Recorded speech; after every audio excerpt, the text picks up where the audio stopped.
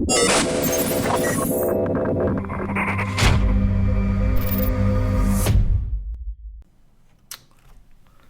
YouTube, so I see that Darktable released for Windows this week, which is huge.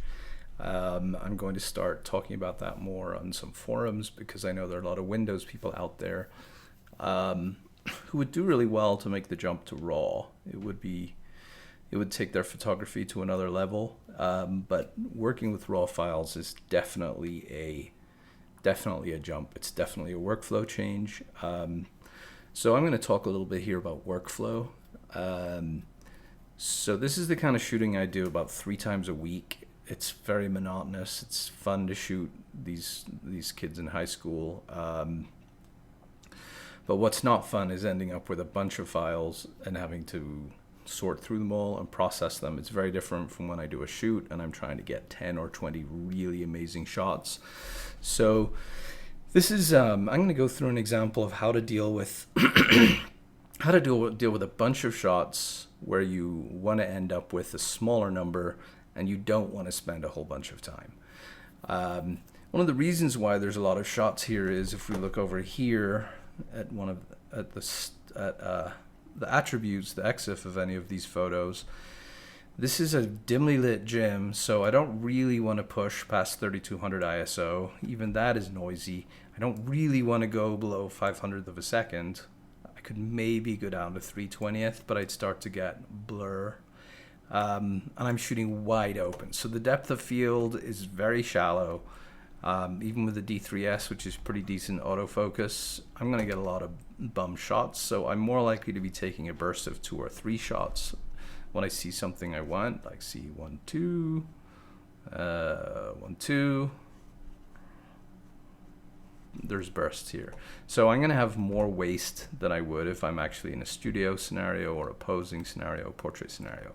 So this is Darktable. Darktable is awesome. I'm a Linux user and have been for over 10 years. I'm a photographer, and it scares me a little bit that I might have to go to Mac when I start to collaborate with other people because I'll be sharing more Photoshop files, but I live in, as long as I can, I'm going to stick with Ubuntu because I actually think it's better than Mac. I'm very at home in Linux. My fingers know where to go with Linux, and I really don't like Macs. I tried it once and I just installed Linux on it. So here's what I'm going to do. I'm going to take these 72 photos and get it down to a smaller number. If I control scroll wheel, I'm zooming in and out on the light table, and I'm going to do a whole bunch of work in light table before I actually edit a single photo. So we got 72, and you can see we've got, at this distance, I can't tell if that's in focus or not, but I can tell there are 3 the same. But what I'm going to do is the first time the camera imports, it imports everything and gives it a 1 star. You can change these stars for a photo either by clicking or by pressing the numbers on your keyboard, 1, 2, 3, 4, 5, which is awesome.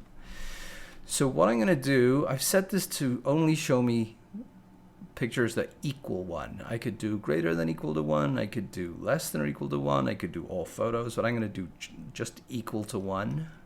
I'm going to go up to the top and I'm going to go through these photos with my scroll wheel. Actually, I'm just going to use my left hand here, and for every single photo, if I press 1 on this, pressing a 1 star on a 1 star photo actually rejects it.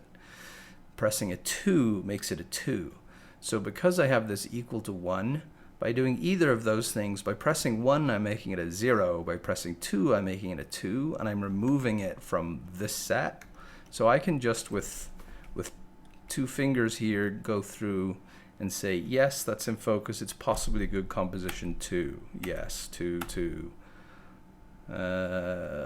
Maybe it looks a bit out of focus on the eye. I'm going to give it a 1, 1, 2, 2, nothing really there. Maybe crop of the 15 east. I'm going to give it a 2. No, no, 1, 2, 1, 2, 2, 2, and I'm not worrying about duplicates at this stage. 1, maybe portrait. 2, 1, 1, 2, 1, 1, 1, 1, 2, 1, 1, 2, 2, 2, 2, 2, 2, 2, 1, 2, 1, 1, 2, 2, 2, 1, 2, 2, 2. Bit out of focus, bit out of focus, bit out of focus. 2, 2, 2, 1.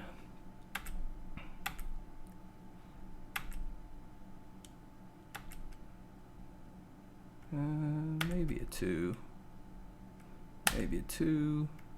1. 1. 2, 1. 1, 1. So I'm going to go through these all.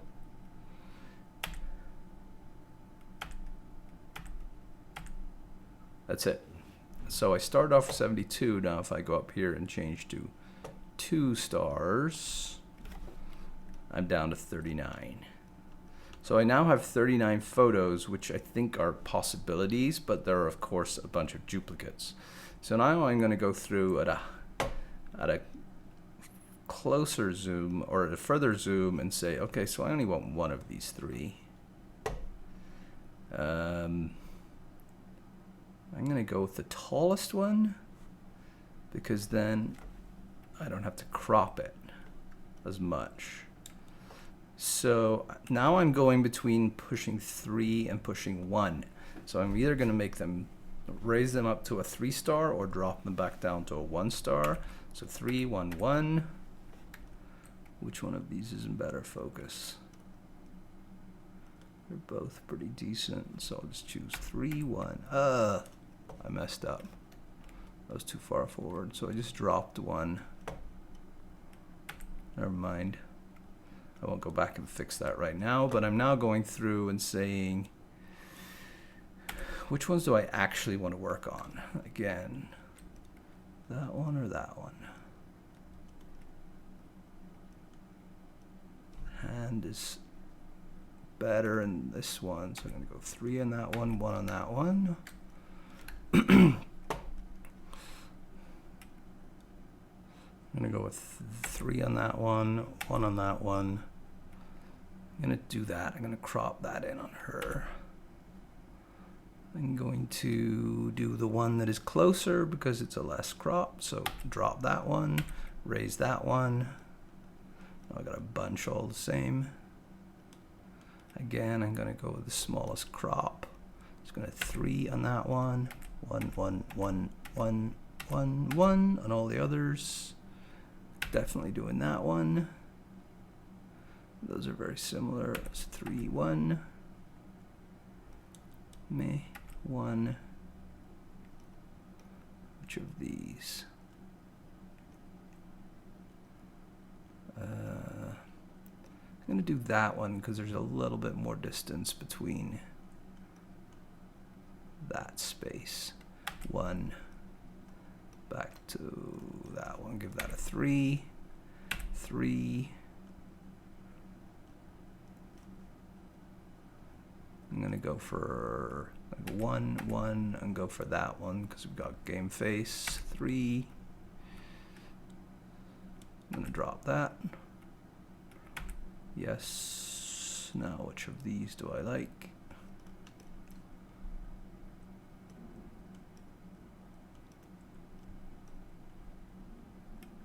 I think that one. So not that one, not that one, all of those down. So now I've ended up with 15. So that's like half of the second half. So that will end up being about 50 photos for a game, 40, 50 photos for a game, which is just about right.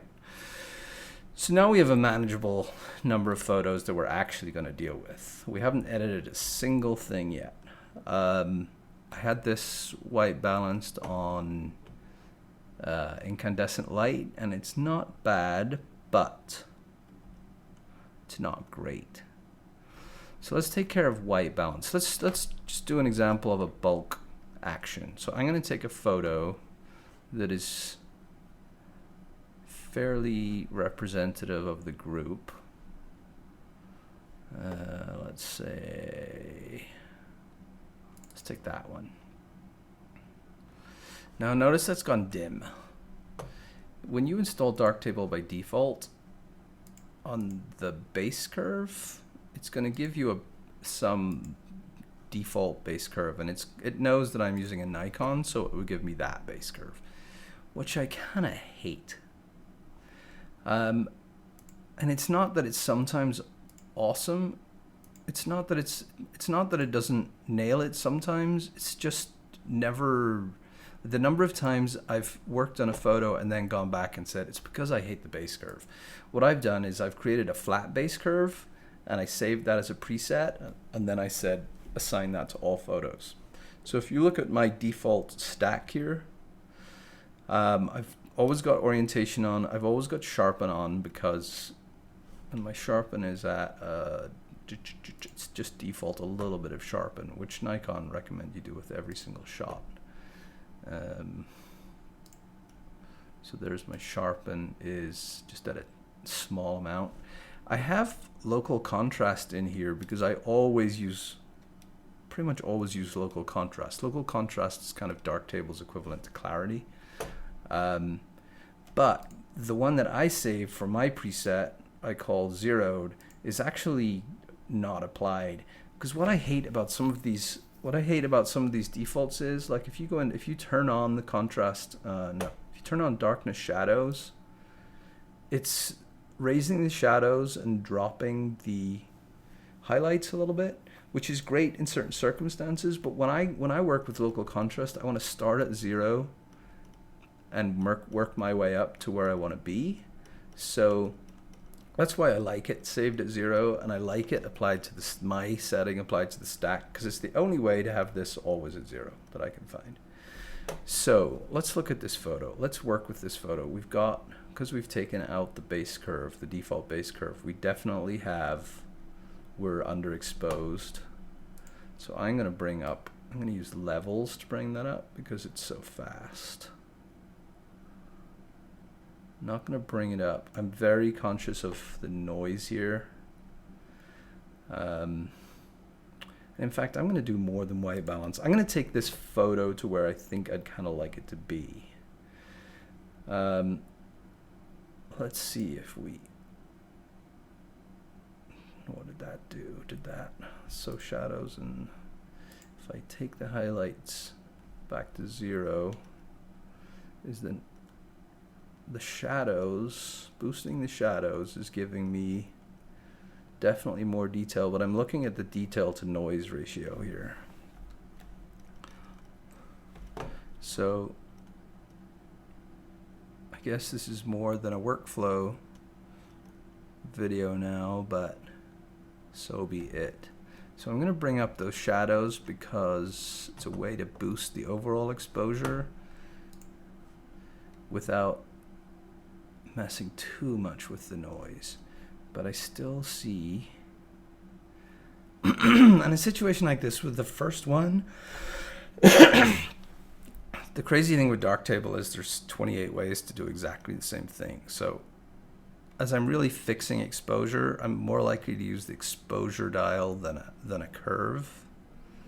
And in fact, I'm going to turn that off again and work with exposure before I do anything with any kind of curve. And I'm going to work on my white level, on my black level. And then I'm going to work with other little things. Quite often, if I'm just trying to balance something out, I'll find where the skin tone is, and I'll pop the skin tone just a little bit. And I'm okay with that amount of So that, I like that exposure. I'm not cropping this shot yet. Now I want to get the white balance right. I'm going to go to spot. And I'm going to see what Darktable thinks it's too blue. So I'm going to start looking for spots in here that give me a skin tone that I like. I'm not, this is not so much just find something white. There's more to it than this. I don't really know what the algorithm is. I'll have to look that up.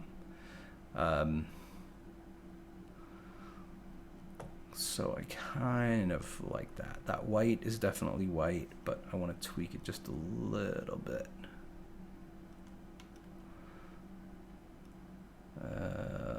Drop the temperature just a little bit. Now, I don't have time to do this on every single image. Do I like that? Do I like that? Do I like that? There's just a little bit too much red. That's getting there. Okay, I like that. So at this stage, I'm also going to make a decision about denoising, although I'm not going to. So watch this. So I'm pushing denoise, and I expect I will see a drastic reduction in noise. Yeah, that's good. But if I zoom in, look how long it's working for. The denoise module is really heavy on resources and takes a long time.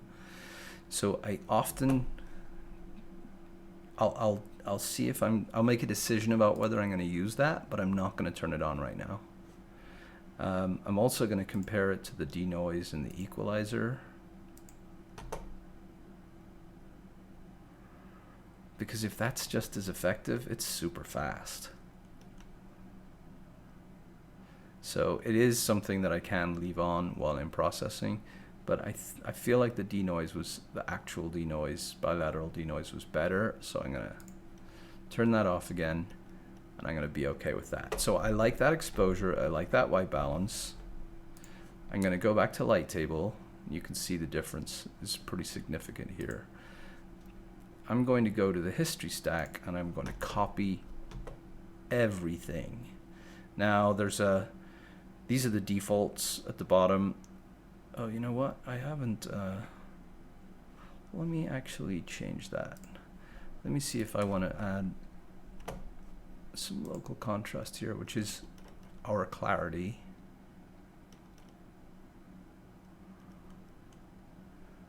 I usually add a little bit of saturation. Up the sharpening here a little bit.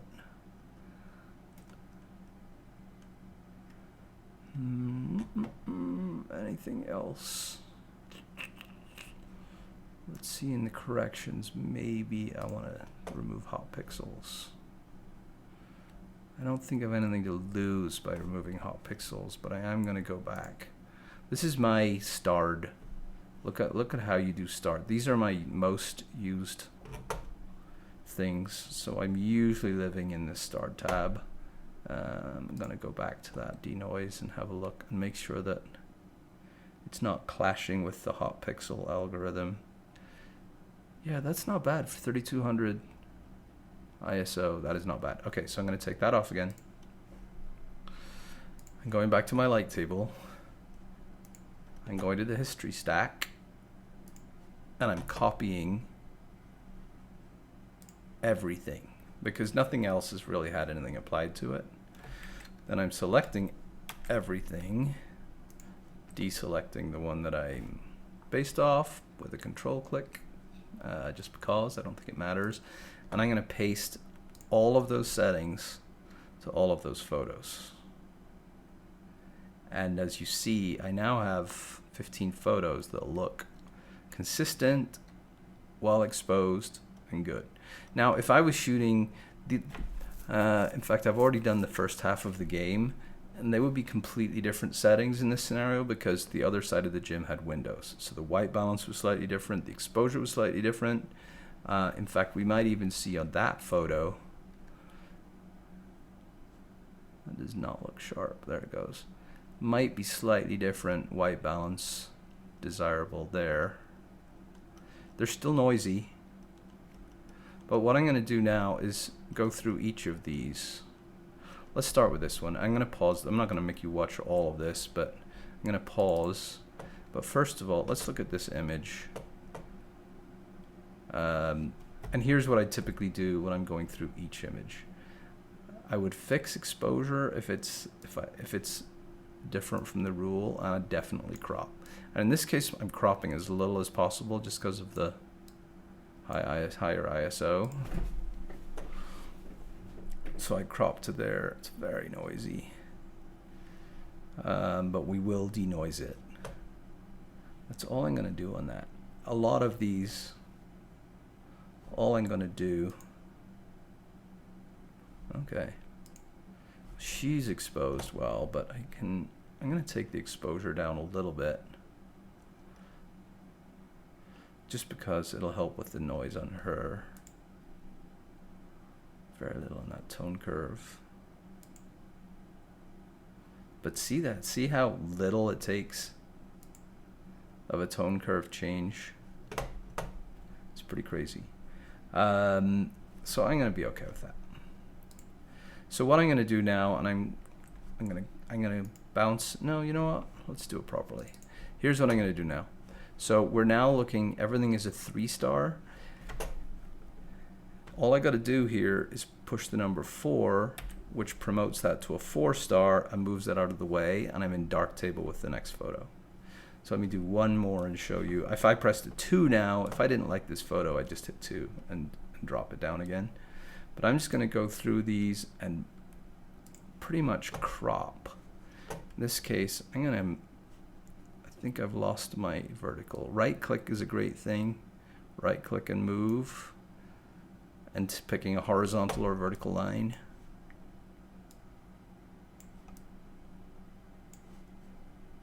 Like that. So my goal is just to go through these really quick and just crop and maybe lose some, but I'm going to pause this and come back in a second. So I'm back. So out of those 15, I dropped 1, and I'm now looking at everything that is equal 4. And I have 14 photos that are very similar. So I'm kind of done.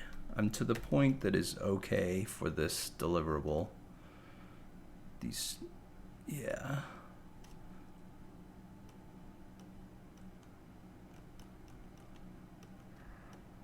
They are a little bit, they're definitely noisy, but I like the white balance, I like the color. It's crazy with indoor sports. If the white balance and color is good, then the perception of quality it goes way up, because so often they're not. So there are styles in Darktable. What I did once is I took a photo. You know what? I'll show you. Let's say take this photo into Darktable, and I'm going to add denoise. And I'm going to go back out, working. Denoise is so heavy. I never want to be working in Darktable on an image that has denoise already. So that one, and I came into styles and I said create.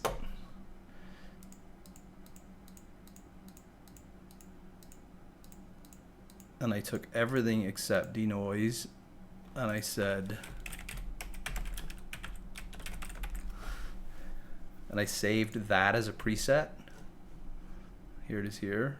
So now I can select all of these, click, and apply denoise me now.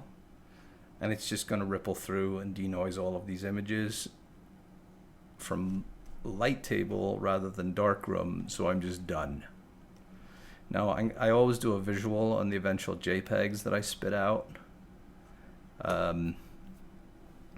But going into one of these is now slower than usual. So I'm going to export these images. I have 2 settings. I've print and web. I'm going to export these as web. I export them into a folder.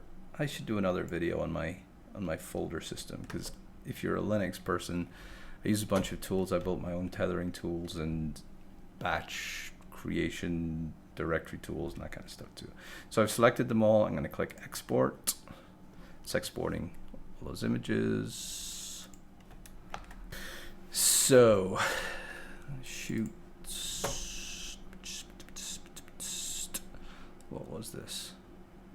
Oh, it was in a whole bunch of stuff.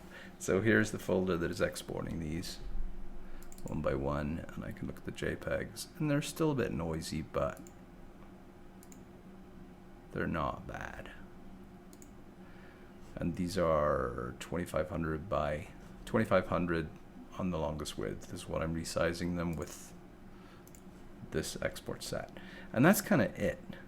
That's my workflow.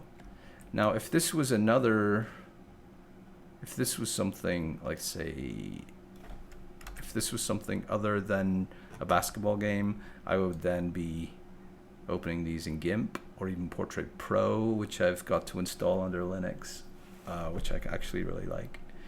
But that's my workflow. So to start off, everything comes in as a 1. I go through and I either hit 1 on the ones I don't like to drop it to a 0, or 2 on the ones I do like to take them to a 2. Then I zoom out a bit and look for things that are similar and just pick my favorite and make it a 3. Then I go in to one of those that looks kind of average, and I do some work on it. Then I apply all of those settings to all of the files in the set. Then I go through each one. If it's a good day, all I'm doing on the final pass is cropping. If it's a scenario like this in a gym where there's a window and it's sunset coming in here, then all of those are almost a different set. Often I will have to do this twice for each half of the game because each half of the gym is often different.